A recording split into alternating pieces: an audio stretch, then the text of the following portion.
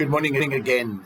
This is my second little input on the book of Esther. This talk will be for Saturday, the 19th of September. The book of Esther revolves around, in a sense, principally at the beginning, three people.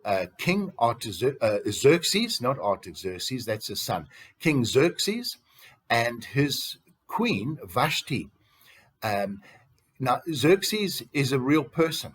Historians and ancient archaeological finds pinpoint him as being a real king, a mighty king. And the story of Esther starts with the king Xerxes showing off his wealth.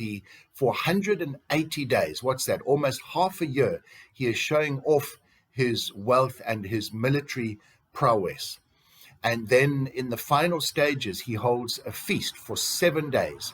And people from all across the known world at the time are there. And the food and the drink flows as if there is no tomorrow, and that the king has lots of money. It's all part of what he is doing. He is a mighty ruler.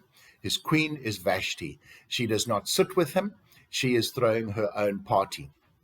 Towards the end of the 7 days, so towards the end of the 180 days of this military parade, as it were, the king has had probably quite a lot to drink, and he decides he wants to show off his wife. Some historians say, well, she was made to parade naked. I'm not sure about that, but she was, by all accounts, a very beautiful woman, maybe quite a headstrong woman. And when the king commands her to come, she refuses. This upsets the king, and he consults with his royal advisors. And so she is admonished and thrown out the kingdom. And now, to the best of my memory, historians actually know that that is what happened. The date's perhaps a little vague, although it gives some pointers to the dating of the book. But Queen Vashti is exiled. But later on, her son, Artaxerxes, takes over from his father. Presumably his father dies.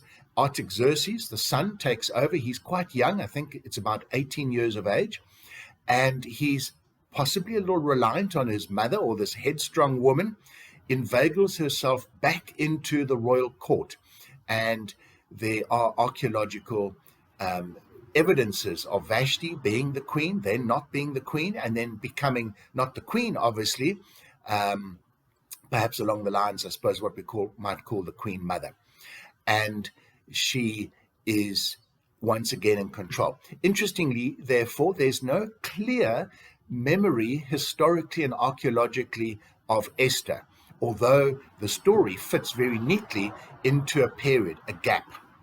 So I need to bring this to a close, but we'll pick up again in the next talk what actually happened and which led to Vashti being deposed. So folks, continue to have a wonderful weekend. God bless.